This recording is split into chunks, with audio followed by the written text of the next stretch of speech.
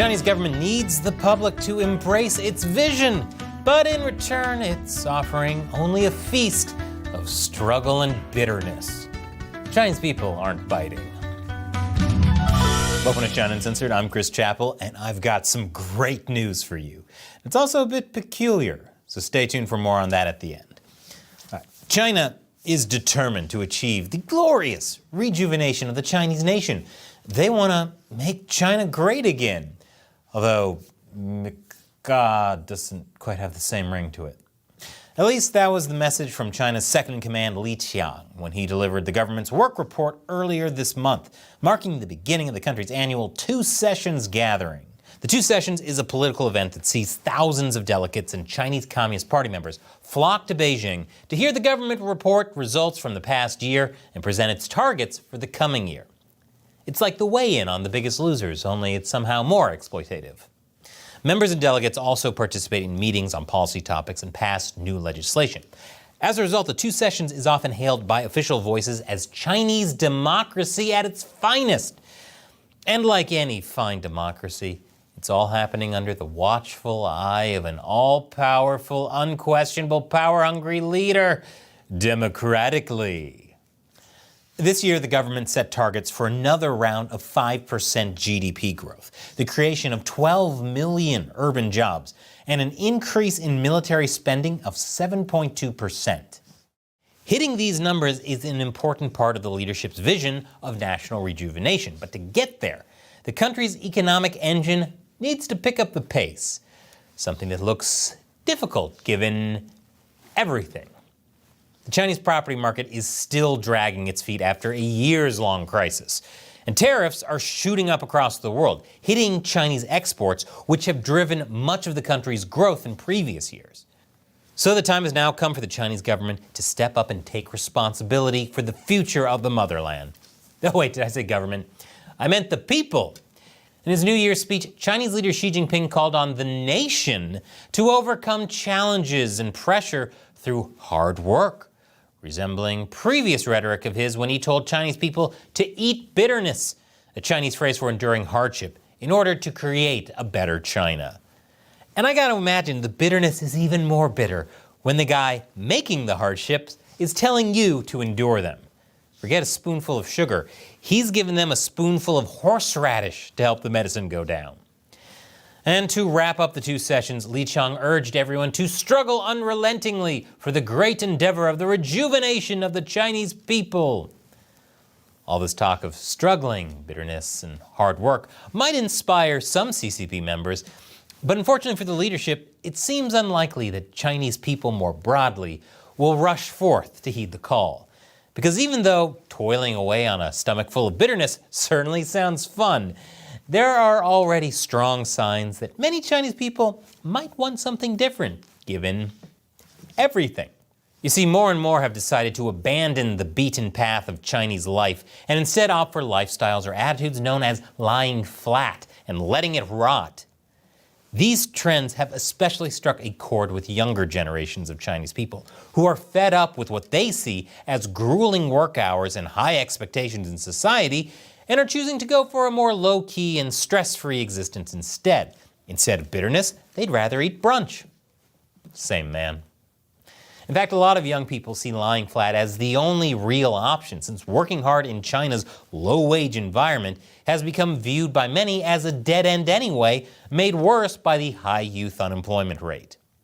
Anthropologist Xiang Biao from Oxford University spoke to the BBC last year about this disillusionment, saying that the entire life of young people has been shaped by the idea that if you study hard, then at the end of your hard work, there will be a job and a highly paid, decent life waiting for you. And now they find out that this promise is no longer working. This also ties into larger frustrations, as recent studies show that Chinese people have been losing faith in China's economic system over the past 2 decades. Refusing to work hard for little gain isn't the only way the Chinese people aren't exactly falling into line lately. For years now, the CCP has been pushing Chinese people to have more children. She has been urging Chinese women to start families. Chinese policymakers have introduced incentives to encourage families to have kids. And local officials have even been calling around asking women when they're planning on getting pregnant. Yes, their best idea is to act like the most stereotypically annoying mother-in-law.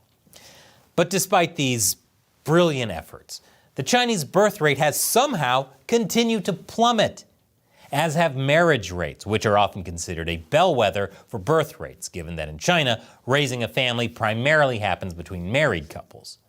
At the same time, divorce rates have also surged. So for anyone in China still willing to get a job, it seems like divorce lawyer is the one industry that's become recession-proof. But the powerful in China are not ones to back down from their vision over something as small as public intransigence. Just ask this guy. So the CCP passed a law that forces couples seeking divorce to go through a cooling-off period in an attempt to halt the increasing divorce rate. Afterwards, divorces did fall sharply, but at the cost of widespread resentment over the law, as well as concern for those spouses left stuck in abusive marriages for longer. Not to mention all those poor divorce lawyers. So much for being recession-proof. Other higher-ups have gotten busy meddling in Chinese people's private lives as well. In February, a large chemical company in the eastern Shandong province informed its unmarried employees between the ages of 28 and 58 that if they did not get married and start a family by September, they would be fired. I can't tell if it's ironic or fitting that the work environment in a chemical company would be so toxic. While that ultimatum was eventually withdrawn, it nevertheless displays how far some people in power are willing to go to further the Chinese leadership's mission. Just as extreme has been Xi Jinping's solution to China's youth problem, with the leader urging young people to engage in the revitalization of the rural economy. It was a message that was soon taken to heart by the authorities in China's southern Guangdong province that announced that they will send 300,000 young people to work in the countryside by this year. While the Chinese countryside can certainly be a beautiful place, there's a reason why tens of millions of Chinese people have left it over the decades for the opportunities in the Chinese cities. It's less Stardew Valley and more Grapes of Wrath. That reference is for the tiny overlapping section of the video game and classic American literature enthusiast Venn diagram. So rather than presenting a modern, empowering narrative for China's young people, Xi's words are more reminiscent of the Mao Zedong era of the 1960s and 70s, when around 16 million Chinese young people from the cities were sent down to the countryside, including Xi himself, in order to fulfill Mao's communist vision, which didn't turn out so well. Eating bitterness is actually an improvement, since during Mao's time, millions didn't eat at all. In fact, nostalgic throwbacks to Mao's China seem to be a recurring theme in Xi's pursuit of national rejuvenation. Time and time again, he has emphasized the Chinese people's capacity for struggling, sacrificing, and withstanding hardships as central elements in what will lead China towards greatness. It's true that the Chinese people have had to overcome a lot in China's modern history, from constant warfare to starvation to large-scale political purges, much of which trace straight back to the policies of the CCP. Somehow, most Chinese people endured and survived the mayhem of that era. But that's in spite of the CCP, not because of them. This would be like a cheetah praising itself for how it helped gazelles get faster. But the China of 2025 is very different from Mao's China. As official Chinese voices often gleefully point out today, China is now at the forefront of modern amenities and conveniences, offering advanced high-speed trains and handy delivery drones. Not available in all areas, of course. Wuhan is even being promoted as the capital of the world's robo-taxi revolution. A much-needed rebranding after the city became the capital of, that other thing. Good luck with that. At the same time, China has developed a large middle class that doesn't leave people destitute and starving the moment they stop working. Not available in all areas, of course. That means that a whole generation of Chinese people have grown up in a world where it's no longer escape from hardship that spurs great efforts, but the promise that it will lead to growing prosperity. As an American millennial, same, man.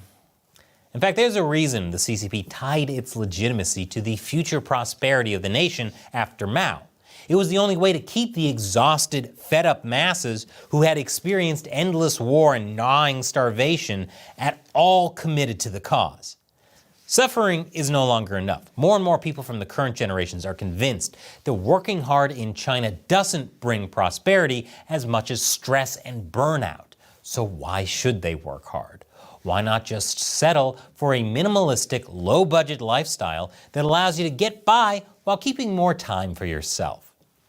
That's why Xi might have seriously misjudged the modern Chinese people if he's expecting them to accept sucking it up and eating bitterness as reward enough in the service of his national rejuvenation quest, whether it includes securing the next round of economic growth, boosting the birth rate, or prepping for the annexation of Taiwan. Instead, he would probably have better luck trying to offer sweetness rather than bitterness. Mary Poppins had a whole song about how that helps the medicine go down, but Xi Jinping notoriously doesn't like Disney comparisons. On that front, the Chinese government has recently announced new measures like the expansion of trade-in scheme offering incentives to people buying things like electric vehicles and appliances, as well as rolling out more subsidies for childcare. While the local authorities in the capital of China's Inner Mongolia region have offered to provide 1 daily cup of free milk for new mothers in the city starting in March. 1 whole cup of milk a day. I hope Inner Mongolia is ready for the imminent baby boom that will come rolling in any day now. Any day now. It might be too little too late.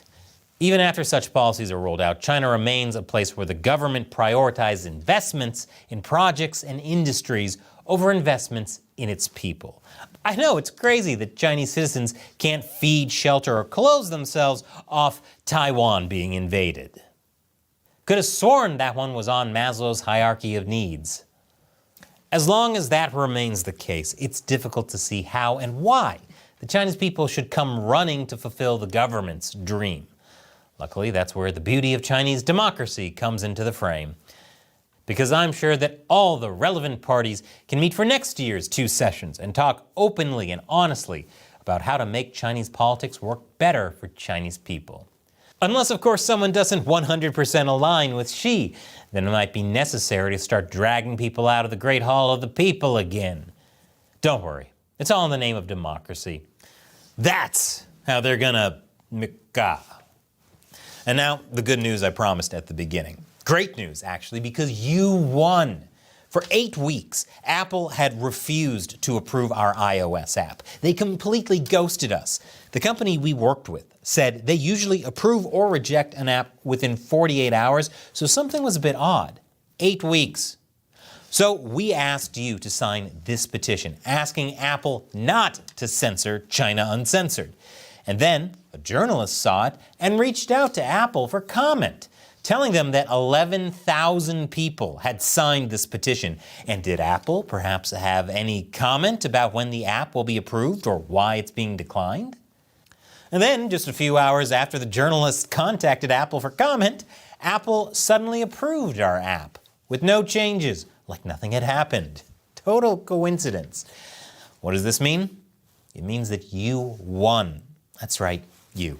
My amazing 50-cent army came to bat for China Uncensored. You told Apple what's what. You inspired media attention, and you got this done. And now you have a China Uncensored app. The app has all the content that our website has, so all the episodes ad-free. Plus premium content, live streams, a community chat with me, and more. It's the whole China Uncensored premium experience right at your fingertips. Your subscription is worth every penny. The link to the app in the App Store is below. There's also an Android version in the Google Play Store, which fortunately Google didn't censor. So click below to download your hard-won app. Once again, I'm Chris Chappell. See you next time.